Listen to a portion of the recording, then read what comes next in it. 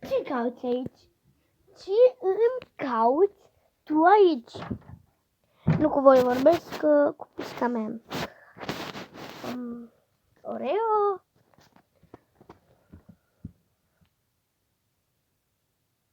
Mamă, ce cauți aici la haine? La second hand? Zi-mi și mie. Ia una. Și te aude toată lumea.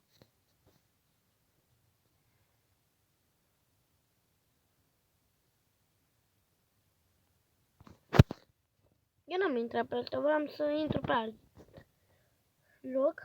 Și tu, Oreo, fii cu minte până...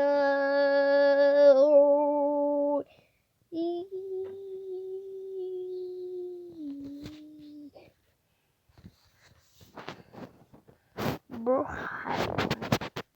Oh, ca lui mămica. Să uitați, dați un like pentru pisca mea Oreo și pe câinele meu Elsa. E fetiță. Sunt amazon fetițe.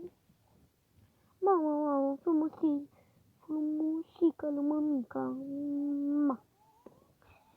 Ui, am intrat la fix, nu? Oreo te lasă dormi în haine. Că la second hand. Like.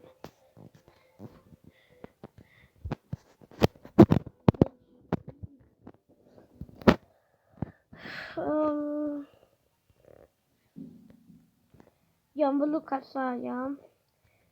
Adică asta am văzut-o. Asta merge. Așa. Vedem cum o să mă blochez.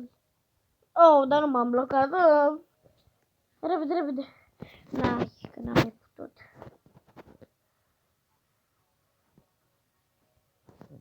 I-am pus piscina. Vedeți. Închidem perdelele. O să revin când o să revin după ce o să mă îmbrac.